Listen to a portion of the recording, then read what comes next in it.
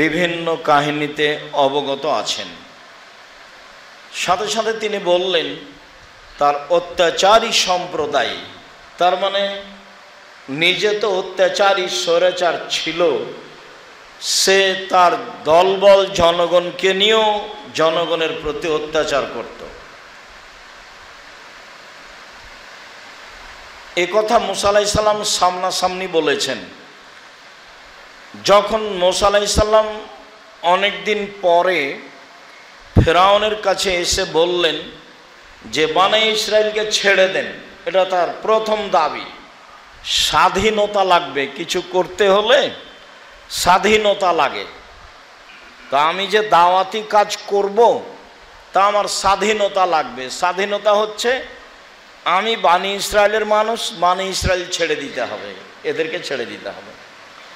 তো ফেরাউন বলল, তুমি কি সেই নও? তুমি কি শিশুকালে আমার কাছে লালন পালন হওনি? তোমাকে কি আমি শিশুকালে লালন পালন করিনি? তুমি কি বহু বছর আমার মাঝে থাকোনি? তুমি যা করেছো তা করেছো, তুমি তোমার কর্ম করেছো। এক থাপ্পড়ে তুমি মানুষ মেরেছ, তুমি বড় অকৃতজ্ঞ। এই পর্যন্ত ফেরাউন বলল। তখন মুসা আলাইহিস সালাম বলছেন, আমি যা করেছি তা করেছি, তখন আমি ভুল পথে ছিলাম। আমি তোমার হত্যার ভয়ে দেশ ছেড়েছি। আমার প্রতিপালক আমার প্রতি দয়া করেছেন, তিনি আমাকে জ্ঞানে গুণে পূর্ণ করেছেন, তিনি আমাকে নবী করেছেন। তুমি আমার প্রতি অনুগ্রহ করেছো, শিশুকালে তুমি লালন পালন করেছো, অনুগ্রহ করে তুমি খোঁটা দিয়েছো, এই সুবাদে তুমি বনী ইসরায়েলকে দাস দাসীতে পরিণত করেছ। তুমি বড় উদ্ধত স্বৈরাচার, সীমা লঙ্ঘন করেছ। এই পর্যন্ত মুসা আলাইহিস সালাম বললেন, তুমি বড় উদ্ধত স্বৈরাচার, সীমা লঙ্ঘন করেছ। আল্লাহ বহু জায়গাতে তার এই কথা বলেছেন। ইবনাতা ইমরান, ইমরানের মেয়ে মারিয়াম আহসানাত ফারজাহা আল্লাতি আহসানাত ফারজাহা ফানাফাখনা ফিহে মিন রূহিনা। মারিয়াম অশ্লীল কাজে লিপ্ত হয়নি, সে নিজের লজ্জাস্থানকে হেফাজতে রেখেছে। জনগণ যা বলেছে তা ভুল বলেছে, আমি নিজে থেকে তার জরায়ুতে আত্মা ফুঁকে দিয়েছি, তার কারণেই তার সন্তান জন্ম নিয়েছে। সে পূত পবিত্র, অসাদ্দাকাত, সে আল্লাহকে বিশ্বাস করেছে, তার কেতাবাদিকে বিশ্বাস করেছে। ওয়াকানাত মিনাল কানিতিন, সে ছিল অনুগতদের একজন। পৃথিবীতে যারা ভালো মানুষ, সর্বোচ্চ ভালো, তার অন্তর্ভুক্ত মারিয়াম। আবু মুসা আশআরী রাদিয়াল্লাহু তাআলা আনহু বলেন, রাসূল সাল্লাল্লাহু আলাইহি সাল্লাম একদা বললেন, কামলা মিনার রিজালি কাসীর ওয়ালাম আকমাল মিনান নিসা ইল্লা সালাসা। বহু মানুষ বড় বড় জান্নাত লাভ করেছে, করবে, তবে মহিলারা তেমন বড় জান্নাত লাভ করবে না, মাত্র তিনজন। এক, আসিয়া ইমরাতু ফিরআউন, ফেরাউনের স্ত্রী আসিয়া। দুই, বিনত ইমরান, ইমরানের মেয়ে মারিয়াম। তিন, ফাজলা আয়েশা আলা সাইরিন নিসায়ে কাফজলি সারিদা আলা সারি তমে। আয়েশার সম্মান পৃথিবীর সকল মহিলার উপরে সারিদ খাদ্যের যেমন মর্যাদা, সকল খাদ্যের উপরে। গোস্তের ঝোলে রুটি ভিজালে তাকে সারিদ বলা হয়। এইটা যেমন আরবিদের কাছে সবচেয়ে পছন্দনীয় খাদ্য, তেমনিভাবে সারা পৃথিবীতে সবচেয়ে সম্মানী মহিলা আয়েশা। এই কথা রাসূল সাল্লাল্লাহু আলাইহি সাল্লাম বলেন। আনাস রাদিয়াল্লাহু তাআলা আনহু বলেন, আল্লাহর নবী বলেছেন, হাসবুকা মিন নিসাইল আলামিন।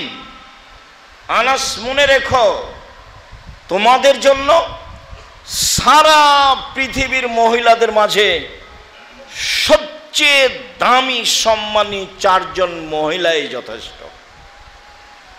সবচেয়ে সম্মানী দামি 4 জন মহিলা, তারাই যথেষ্ট। এক,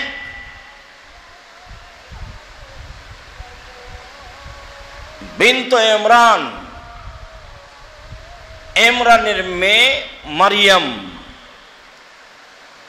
2, বিনত খুয়াইলিদ, খাদিজা, খুয়াইলিদের মেয়ে খাদিজা।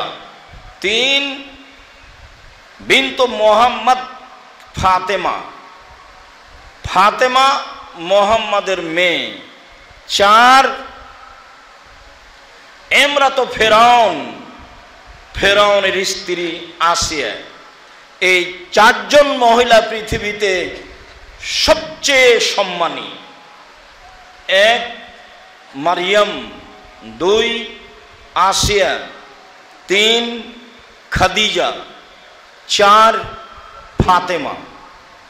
অত্র হাদিসে আয়েশা রাদিয়াল্লাহু তাআলা আনহার কথা উল্লেখ হয়নি।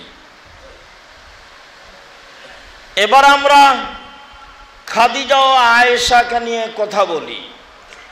আবু হুরায়রা রাদিয়াল্লাহু তাআলা আনহু বলেন, যা জিবরাইল ইলা নবী সাল্লাল্লাহু আলাইহি সাল্লাম। জিবরাইল আল্লাহর নবীর কাছে আসলেন। জিবরাইল এসে বলছেন, জাত খাদিজাত, হাজিহি খাদিজাত জাত। এই যে খাদিজা আসছে, মাহা এনাউন, তার কাছে একটা পাত্র আছে, ফিহে এদামুন তম, তাতে আছে তরকারি, তাতে আছে খাদ্য, তাতে আছে তরকারি, তাতে আছে খাদ্য। ফাইজা আতাত ফাকরা আলাইহা সালাম মিন রাব্বিহা মিন্নি। আমি জিবরাইল বলছি, মুহাম্মদ সাল্লাল্লাহু আলাইহি সাল্লাম শোনেন, আপনার নিকটে খাদিজা পৌঁছে গেলে আপনি বলবেন, খাদিজা,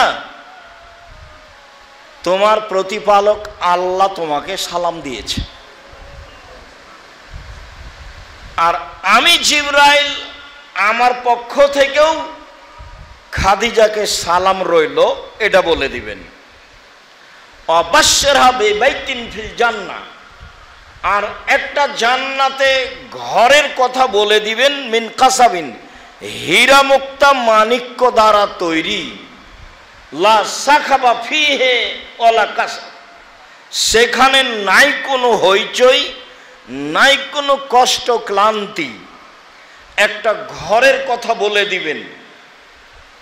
কোরআন মাজিদের আয়াতে বোঝা গেল যে আসিয়া আল্লাহকে বলছেন যে আমার জন্য ঘর তৈরি করেন, আর এখানে জিবরাইল আমাদের নবীকে বলছেন যে ওই যে খাদিজা আসছে, আসলে বলবেন আল্লাহ তোমাকে সালাম দিয়েছে, আসলে বলবেন জিবরাইল তোমাকে সালাম দিয়েছেন, আসলে বলবেন খাদিজা, জিবরাইল বলল আল্লাহ তোমার জন্য একটা ঘর নির্মাণ করেছেন হীরা মুক্তা মাণিক্য দিয়ে, তাতে কোনো হইচই হই হুল্লোড় নেই, তাতে কোনো কষ্ট ক্লান্তি নেই। এই কথা বলে দিবেন। হাদিস বুখারী মুসলিম। তাহলে তো মান সম্মানে খাদিজাই সবচেয়ে আগে চলে গেলেন। হাদিসের গতিতে বিভিন্ন সময়ে বিভিন্নভাবে বলা হয়েছে, তবে সব মিলে যা বোঝা যায় তাতে খাদিজা রাদিয়াল্লাহু তাআলা আনহার মান সম্মান অনেক বেশি, এটাই বোঝা যায়। এক সময় স্মরণ থাকলে কথা প্রসঙ্গে আবারও খাদিজার কথা বলবো ইনশাআল্লাহ। আয়েশা রাদিয়াল্লাহু তাআলা আনহা বলেন, আল্লাহর নবী বললেন, আয়েশা, হাজা জিবরাইল ইকরাকা সালামা, এই যে জিবরাইল তোমাকে সালাম দিল। আমরা এক বিছানায় তিনজন রয়েছি, আমি আছি, জিবরাইল আছেন, মুহাম্মদ সাল্লাল্লাহু আলাইহি সাল্লাম আছে। আমরা এক বিছানায় তিনজন রয়েছি। তো আমাকে আল্লাহর নবী বলছেন হাজা জিবরাইল, এই যে জিবরাইল ইকরাকা সালামা, ইকরাকা সালামা, তোমাকে সালাম দিল। তো আয়েশা বলছেন ওয়া আলাইহিস সালাম ওয়া রাহমাতুল্লাহ, জিবরাইলকে সালাম, তার উপরে আল্লাহর রহমত দয়া হোক। হুয়া ইয়ারা মালানারা, মুহাম্মদ সাল্লাল্লাহু আলাইহি সাল্লাম দেখেন কিছু যা আমরা দেখতে পাই না। মুহাম্মদ সাল্লাল্লাহু আলাইহি সাল্লাম নবী হওয়ার ভিত্তিতে এমন কিছু দেখতে পান যেটা আমরা দেখতে পাই না। একই বিছানে একই জায়গায় তিনজন আছি, আমি আছি, জিবরাইল আছেন, মুহাম্মদ সাল্লাল্লাহু আলাইহি সাল্লামও আছেন, কিন্তু আমি তো জিবরাইলকে দেখতে পাই না। অথচ আল্লাহর নবী বলছেন যে আয়েশা, এই যে জিবরাইল তোমাকে সালাম দিল, মানে এখানেই আছেন। তো আমি তো আর দেখতে পাই না, তখন আমি বলছি, আমি আর বলতে পারছি না ওয়ালাইকুম সালাম, আপনাকেও সালাম, এটা আর আমি বলতে পারছি না, কেননা আমি তো দেখতে পাই না। তখন আমি বলছি ওয়ালাইহিস সালাম ওয়া রাহমাতুল্লাহি ওয়া বারাকাতুহু, তার উপরেও সালাম। আমি দেখতে পেলে বলতাম আপনাকেও সালাম, আপনার প্রতি আল্লাহর দয়া হোক। মুহাম্মদ সাল্লাল্লাহু আলাইহি সাল্লাম অনেক কিছু দেখতে পান যা আমরা দেখতে পাই না। স্বামী স্ত্রী, তবে স্বামী হচ্ছেন নবী আর স্ত্রী হচ্ছেন মানুষ সাধারণ। যত বড়ই সম্মানী হোক না কেন, আল্লাহ কোনো মানুষের সাথে কথা বলেন না, নবীর সাথে কথা বলেন সরাসরি নয়, জিবরাইল ব্যতীত। তবে মুসাকে কালিমুল্লাহ বলা হয়, মুসা আল্লাহর সাথে কথা বলেছেন, তবুও একেবারে সামনাসামনি দেখে এটা নয়। তার মানে এই চক্ষু আল্লাহকে দেখতে পারবে না, এটা অসম্ভব। আল্লাহ বলছেন মা বিয়ামিনিকা ইয়া মুসা, মুসা তোমার হাতে কি? আল্লাহ বলছেন ওই হে আশা, এটা আমার লাঠি, এটা দিয়ে কি করো? এটা দিয়ে আমি যখন সামনে কোনো ড্রেন নালা পড়ে তখন হেলান দিয়ে লাফ দিয়ে পার হয়ে যায়। রাখাল মানুষ তো যা হয় তাই। এখন আপনারা কোনোদিন মাঠে গরু ছাগল চড়াচ্ছেন কি না তাহলে ভালো মনে পড়বে, যেহেতু ছাগলের রাখাল, তাই তিনি বলছেন এই লাঠিতে হেলান দিয়ে ড্রেন নালা লাফ দিয়ে পার হয়ে যায়। আর মাঝে মধ্যে লাঠি দিয়ে গাছে মেরে পাতা ঝরিয়ে আমার ছাগলকে খাওয়াই, ওলিয়া ফিহা মারে বোখরা, এ দিয়ে আমার আরো প্রয়োজন মিটে। তার মানে উনি যে নবী, এইটা উনি বুঝতে পারতেন পরিস্থিতি। এই লাঠিকে তিনি যা প্রয়োজন মনে করতেন তাতে ব্যবহার করতে পারতেন। যদি মনে করেন যে এখন পানির প্রয়োজন, তাহলে একটু পুঁতে দিলেই নলকূপের মতো পানি আসবে। ওলিয়া ফিহা মারে বোখরা। সম্মানিত দিনী ভাই বোন, আমরা বলছিলাম নারীদের মর্যাদা। আবু হুরায়রা রাদিয়াল্লাহু তাআলা আনহু বলেন রাসূল সাল্লাল্লাহু আলাইহি ওয়াসাল্লাম বলেছেন,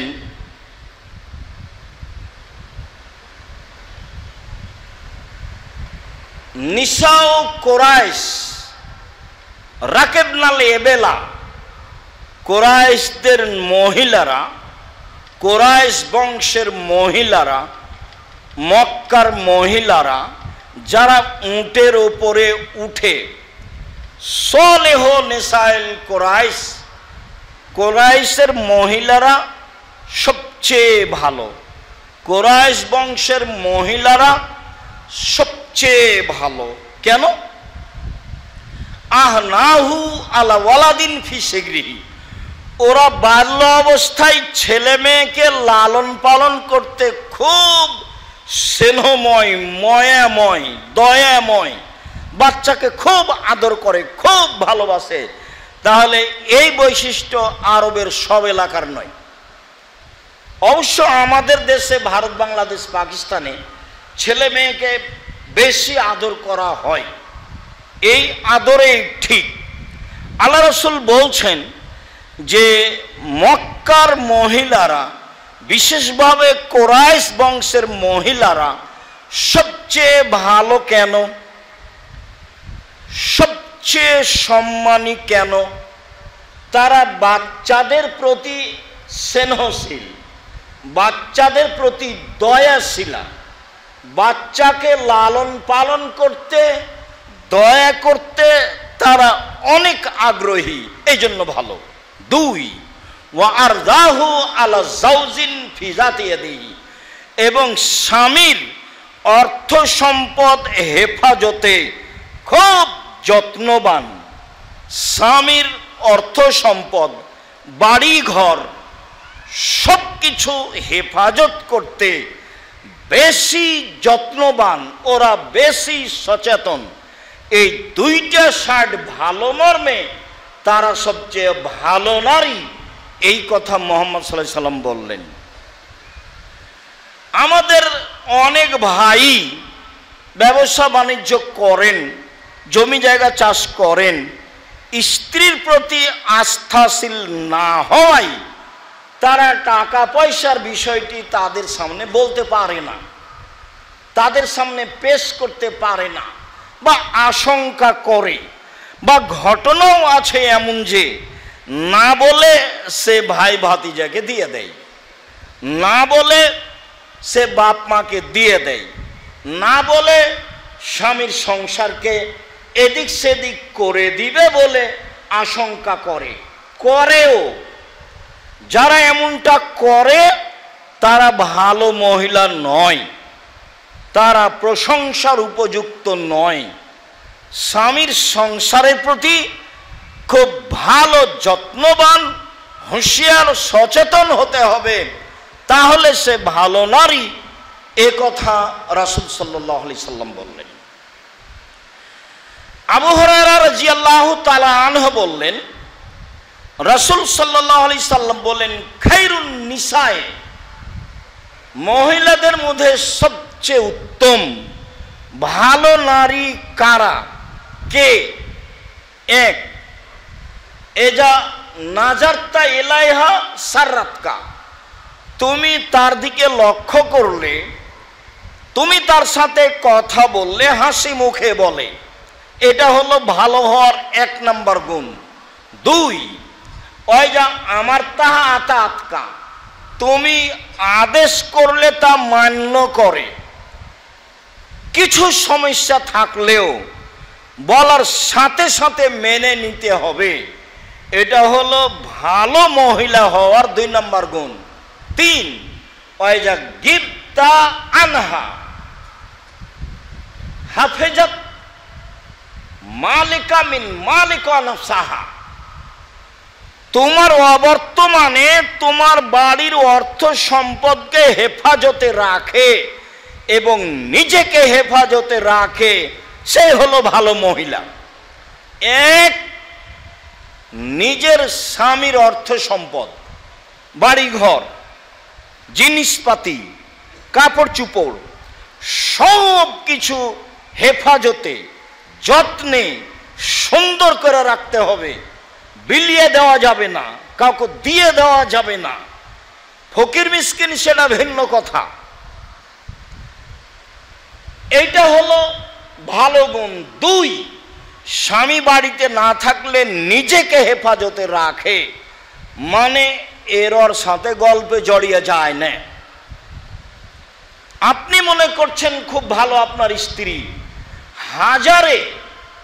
999 জন মহিলাই যারা ভালো বলে আমরা মনে করি, তারাও আপনার অবর্তমানে আর একজনের সাথে কথা বলে। আল্লাহ রাসূল তাকে ভালো বলেননি, নিজেকে হেফাজতে রাখে না, রাখার চেষ্টা করে না, তারা ভালো নয়। ভালো 1, স্বামীর সাথে কথা বললে হাসি মুখে বলে। 2, স্বামী আদেশ করলে পালন করে। 3, স্বামী বাড়িতে না থাকলে স্বামীর অর্থ সম্পদ হেফাজতে রাখে। 4, স্বামী বাড়িতে না থাকলে নিজেকে হেফাজতে রাখ। এ কথা মুহাম্মদ সাল্লাল্লাহু আলাইহি সাল্লাম বলেন ভালো নারীর গুণ বর্ণনা করতে গিয়ে।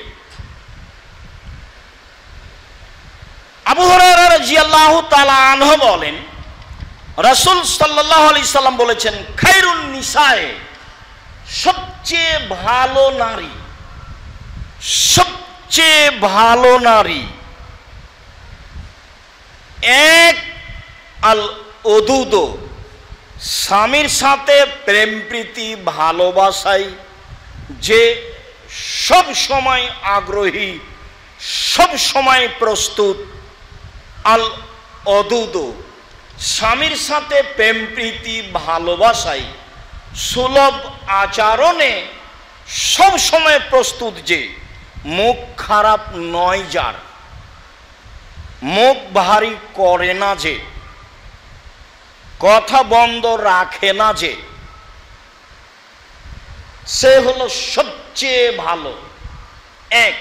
দুই, আল ওলুদ, বেশি সন্তান দিতে পারে, যে এতে আমি আর আপনি পিছে পড়ে গেছি, ওর দোষ দিয়ে লাভ নেই।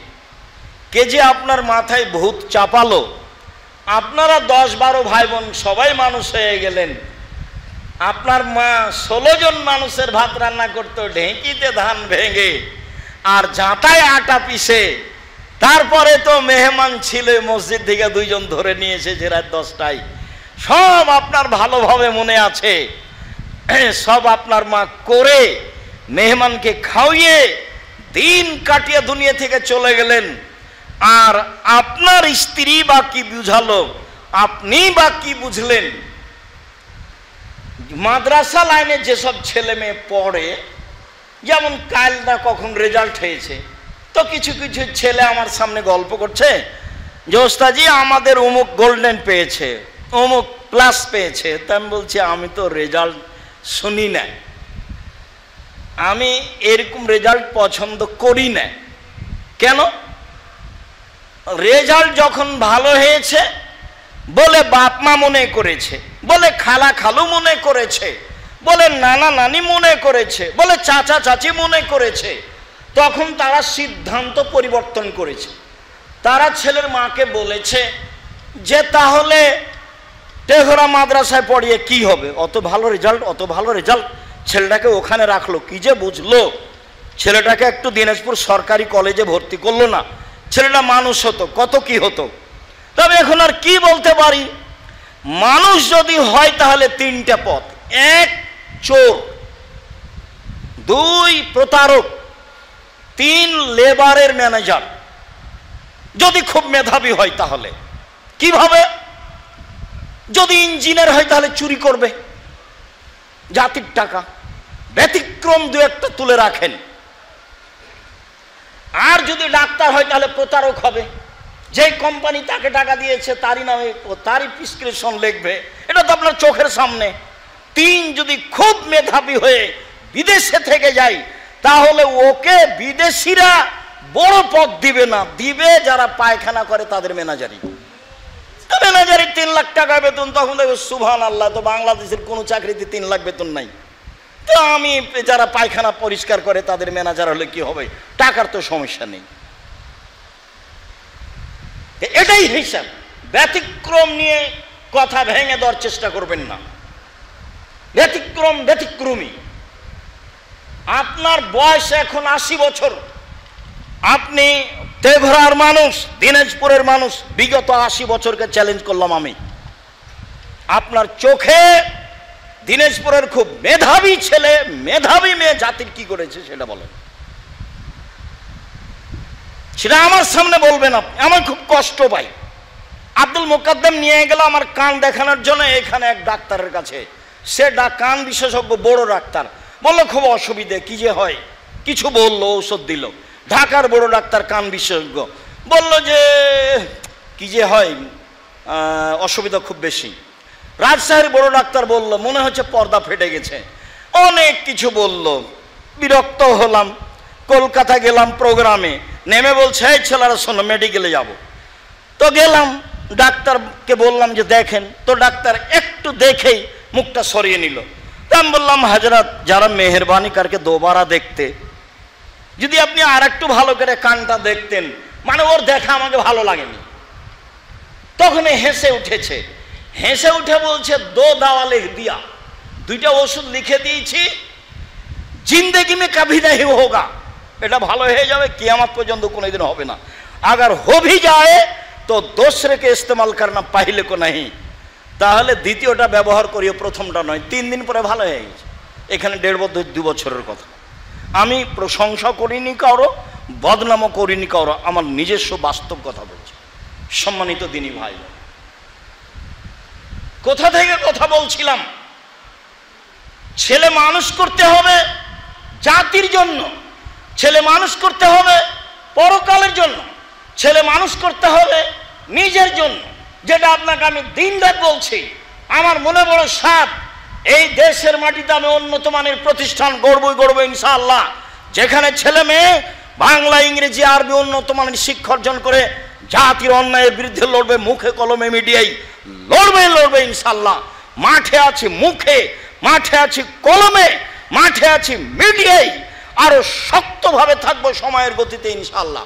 আপনাকে বলে রাখলাম, বাস্তব তেঘরা বিরল দিনী ভাই বোন যারা এলাকায় বসবাস করেন, দিনাজপুরে বসবাস করেন, আমার কোনো ভুল দেখে, আপনার জামিয়া সালাফের কোনো লোকের ভুল দেখে মনে সংকীর্ণতা নিয়ে এসে ক্ষতিগ্রস্ত হওয়ার চেষ্টা করবেন না। আমি জাতির ক্ষতি করি না, 10 পয়সার ক্ষতি করি না, আমি কাজে সফল হবই ইনশাআল্লাহ। আপনার সংকীর্ণতা আসলে এই সংকীর্ণতার বোঝা বহন করতে করতে আপনার মরণ হয়ে যাবে, আপনি কিছুই করতে পারবেন না। আমার চোখে দেখা বাস্তব। 2013 সালের 24 আগস্ট রোজ মঙ্গলবার সকাল 11টার সময় বলেছিলাম, জামিয়া সালাফিয়া হাঁটাবো, বীর হাঁটাবো, রূপগঞ্জ, নারায়ণগঞ্জ, ঢাকায়। আমার হাতে টাকা নেই, এই কথা সত্য। এখানে প্রতিষ্ঠান গড়বে, এই কথা সত্য। ইনশাল্লাহ গড়বে। এখন প্রতিষ্ঠানটি প্রায় 100 বিঘা জমির উপর অবস্থান করে, প্রায় 100 বিঘা পূর্বাচলে। তার মানে আপনার ভিতরে যদি প্রতারণা না থাকে, আপনি কাজে সফল হবেন ইনশাল্লাহ, দেরিতে হোক। আপনার কথা বললেই হবে তা তো নাও হতে পারে। ইয়াকুব আলাইহিস সালামের ছেলে ইউসুফ আলাইহিস সালাম হারিয়ে গেলেন, দুইজনের নবী, বাপও নবী বেটাও নবী। 25 বছর লেগেছে ছেলেকে ফেরত পেতে।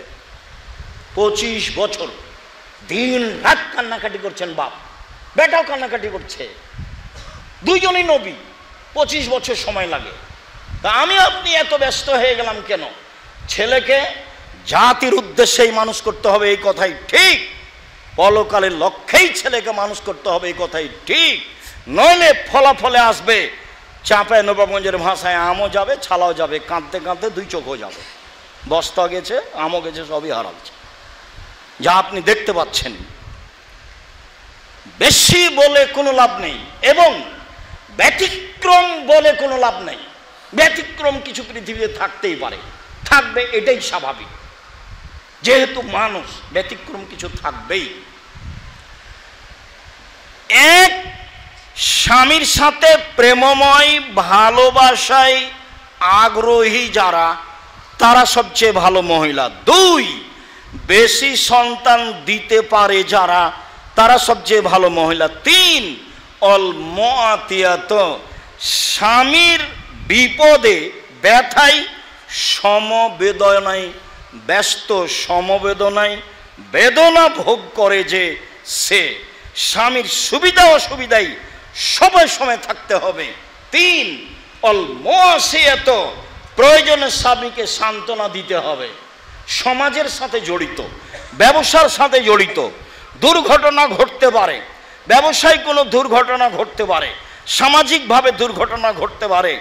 স্ত্রী পাল্টা বলবে, হয়েছে তোমার, ঠিক হয়েছে তোমার, ঠিক হয়েছে, তোমাকে কত বললাম, তুমি যায় না, তুমি গেলে, তুমি আমার কথা শুনলে, তুমি এই করলে, তুমি সেই করলে, তুমি আমার বাপের টাকাটি নষ্ট করলে, তুমি কত কি করলে, একবারে কি যে করলো, আপনার যা বিপদ এসেছিল 10 গুণ বাড়িয়ে দিল। তাহলে এ ভালো মহিলা নয়। দেখবেন, এই কথাটি বলতে চেয়েছিলাম এখানে। এবার শোনেন, আল্লাহ রাসূল বলছেন, গারে হিরাই হঠাৎ করে ভিন্ন আকৃতির মানুষ এসে বলছে, চেপে ধরে নিয়ে বলছে, ইকরা, আপনি পড়েন। বলছে আমি পড়তে জানি না। আবার বলছেন ইকরা, আমি পড়তে জানি না, আমি তো অক্ষরই চিনি না, আমি পড়বো কি? বলে পড়েন। আমি পড়তে জানি না। চেপে ধরে বলছেন ইকরা বিসমি রাব্বিকাল্লাযী খালাক খালাকাল ইনসানা মিন আলাক। যা হলো হলো, দৌড়িয়ে বাড়িতে এসে বলছে খাদিজা, আরে আমাকে কম্বল দিয়ে জড়িয়ে ধরো, খাসি তো আলা নাফসি, আমি মনে হয় মারা যাব, আমার হয়েছে, আমি আর বাঁচবো না। মানে কত বিপদগ্রস্ত হয়েছেন তিনি, অথচ সবাই তাকে ভালো বলেন, উনি নিজেও ভালো বুঝতে পারেন যে আমি ভালো, আমি মনে হয় মারা যাব।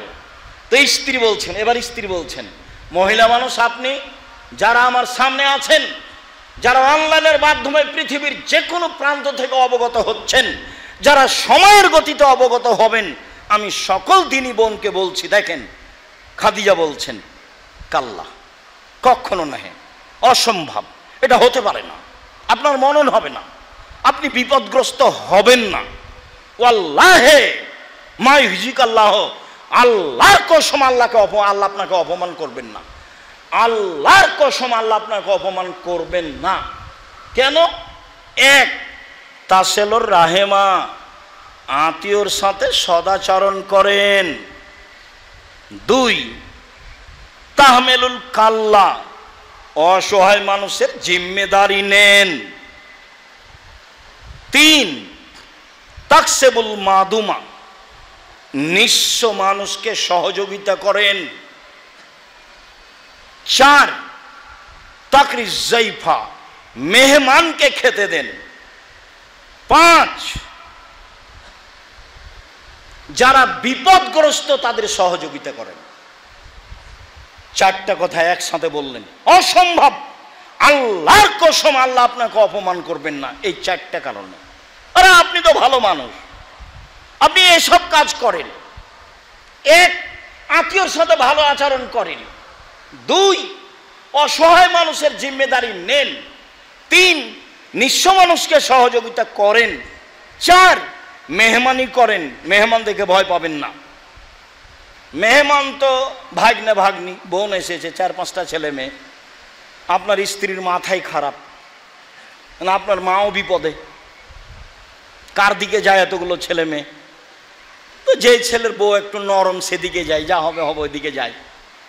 আপনি এটা খুব ভালো জানেন, অথচ আপনাকে বলেছি, আপনি আমার আম্মাকে বলে দিবেন, আম্মা দুলা ভাই আমার কাছে খাবে, বোনেরা আমার কাছে খাবে, ভাগ্না আমার কাছে খাবে, ভাগ্নি আমার কাছে খাবে, আমার আব্বার 10 বন্ধু যত ছিল যারা আসবে তারা আমার কাছে খাবে, এই কথা আপনি বলবেন আপনার মাকে। আপনার মায়ের মনটা বড় হয়ে যাবে, আপনার মায়ে বলবে আল্লাহ তোমার ভালো করুক বেটা, আল্লাহ তোমার ভালো করুক, আল্লাহ তোমার ব্যবসা বাণিজ্যে বরকত নিরাপত্তা দান করুক। আপনার মা এমনিতেই বলবে। খেতে দেওয়ার পরে আপনি কথাটা বলেন না, কেন আপনি মাথা খারাপ করলেন? আপনার স্ত্রী কেন মাথা খারাপ করলো? ভুল বুঝছে। সবচেয়ে ভালো নারী, এক, স্বামীর সাথে প্রেম বিনিময়ে ভালোবাসায় আগ্রহী যে। দুই, বেশি সন্তান দিতে পারে যে। তিন, স্বামীর সাথে সমব্যথায় বেদনা ব্যথা ভোগ করে যে। চার, স্বামীকে বিপদ আপদে সান্ত্বনা দেয় যে। এই যে খাদিজা রাদিয়াল্লাহু তাআলা আনহা। একটু আর 1 মিনিট দেখবেন, হুদায়বিয়ার যুদ্ধ, ফিরে যেতে হবে, মক্কায় যাওয়া যাবে না, কঠিন অবস্থা, সিগনেচার করে দিয়েছি, মক্কায় ঢুকবো না, সামনে বছর ঢুকে 3 দিন থাকবো, খুব গরম। ওমর বলছেন কি ব্যাপার, আপনি সত্য নবী নন? হ্যাঁ আমি সত্য নবী। ইসলাম সত্য ধর্ম নয়? বলে হ্যাঁ ইসলাম সত্য ধর্ম। কোরআন সত্য কেতাব নয়? হ্যাঁ সত্য কেতাব। আপনি বলেননি যে কাবায় ঢুকবো? হ্যাঁ বলেছি কাবা ঘরে ঢুকবো, তবে এবছরই ঢুকবো, এ কথা বলিনি। অথচ কাবা ঘর পাশে চলে গেছে, একবারে নিকটে, 1.5-2 কিলোমিটার আছে। এখন নিরুপায় হ্যাঁ আবু বকর সিদ্দিকে গিয়ে বলছেন কি ব্যাপার, মোহাম্মদ সত্য নবী নয়? হ্যাঁ সত্য নবী। ইসলাম সত্য ধর্মী নয়? সত্য ধর্ম নয়? হ্যাঁ ইসলাম সত্য ধর্ম। কেন? মোহাম্মদ সাল্লাল্লাহু আলাইহি ওয়াসাল্লাম বলেননি যে কাবা ঘরে ঢুকবো? হ্যাঁ বলেছেন, তবে এবছরই ঢুকবো, এই কথা বলেননি। একবারে দুইজনের কথা হুবাহু, একটা অক্ষর কমবেশ নেই, অথচ একজন আর একজনের সামনে নন। যে ভাষা বলেছেন মুহাম্মদ সাল্লাল্লাহু আলাইহি ওয়াসাল্লাম, সেই ভাষা বলেছেন আবু বকর সিদ্দিক রাদিয়াল্লাহু তাআলা। তাহলে ফিরে যাওয়া কঠিন। তো বলছে এই শোনো, সবাই গরু জবাই করো, কুরবানি করে দাও, এখানে মাথা নেড়ে করে দাও। এখানে কেউ যাচ্ছে না। আল্লাহ রসুল বলছেন তোমরা কুরবানি করো, কেউ কুরবানি করছে না। কেমনে ফিরে যাই? কাবা ঘরের পাশে এসে ফিরে যাব মানে মরবো, ফিরে যাব না, সবারই একই কথা। তো এখন উম্মু সালমাকে গিয়ে বলছেন, উম্মু সালমা স্ত্রী, বুদ্ধিমতী নারী, কি করা যায় উম্মু সালমা? চিন্তা করেন কেন? নিজের কুরবানিটা আগে নিজেই করেন না, দেখা যাক কি হয়। এবার আল্লাহ রাসূল নিজে কুরবানি করে দিলেন। সব ধীরে গিয়ে নিজের কুরবানি নিজে করতে লাগলো। উম্মু সালমা বলছেন, স্বামীকে হতাশাগ্রস্ত নিরাশাগ্রস্ত করা হবে না, আর এভাবে উল্টা চলা হবে না। সম্মানিত দিনী ভাই বোন, সম্মানী নারী যা রাসূল সাল্লাল্লাহু আলাইহি ওয়াসাল্লাম বলেন, আল্লাহুম্মা সাল্লি আলাইহি আল্লাহুম্মা বারিক।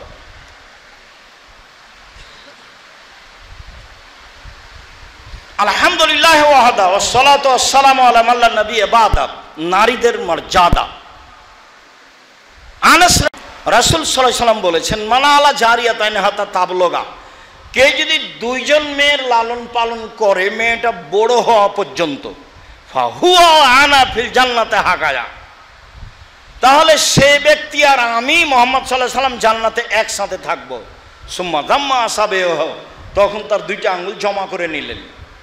এইভাবে তর্জনী আর মধ্যমা আঙ্গুল দুইটা জমা করলেন, দিয়ে বলছেন যে দুইটা মেয়ের যে লালন পালন করবে সেই পিতার আমি মুহাম্মদ সাল্লাল্লাহু আলাইহি ওয়াসাল্লাম জান্নাতে এইভাবে থাকবো। ছেলের ব্যাপারে এই কথা আল্লাহ রাসূল বলেননি। তিনি বলেছেন কেউ যদি এতিম লালন পালন করে তাহলে সেই ব্যক্তি আর আমি জান্নাতে একসাথে থাকবো। তখন এই দুটো আঙ্গুল দেখেছেন গেছে একটু ফাঁকা রেখেছে, ও আমার সাথে জান্নাতে থাকবে, তবে একটু দূরে থাকবে। আর মেয়ে যদি লালন পালন করে তাহলে আমি আরো একসাথে। এবার আল্লাহ রাসূল বলছেন, মান আলা সালাসা বানাতিন, কেউ যদি তিনটা মেয়ের লালন পালন করে, তখন বলছেন এক আদাবাহুন না, তাকে শিষ্টাচার শিখিয়ে দিল। বহুদিন আপনাকে বলেছি শিষ্টাচারের কথা। নখ বড় আছে এটা শিষ্টাচার নয়, চুল সামনে ছোট আছে এটা শিষ্টাচার নয়, নগ্ন গায়ে পোশাক আছে এটা শিষ্টাচার নয়, ঘুম থেকে উঠে না এটা শিষ্টাচার নয়, বড় মোবাইল হাতে রাখে দিনরাত নগ্ন ছবি নিয়ে ব্যস্ত থাকে এইটা শিষ্টাচার নয়। এক, মেয়েকে শিষ্টাচার শিখিয়ে দিল। দুই, ওয়াজাওয়াজাহুন্না, বিবাহ শাদী দিয়ে দিল। তিন, আহসানা ইলাইহিন্না, তার সাথে ভালো আচরণ করলো। কুনালাহু সিতরান মিনান নার ইয়াউমাল কিয়ামা, বিচারের মাঠে মেয়েরা পিতাকে জাহান্নাম থেকে বাঁচানোর জন্য জাহান্নামের অন্তরাল হবে। ওইদিকে থাকবে জাহান্নাম, এদিকে থাকবে পিতার মধ্যে থাকবে মেয়েরা।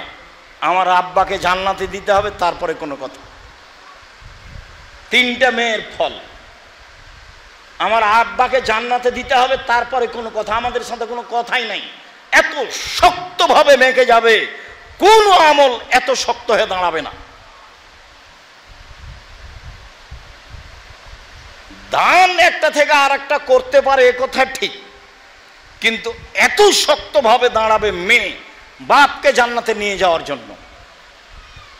মেয়েদের মর্যাদা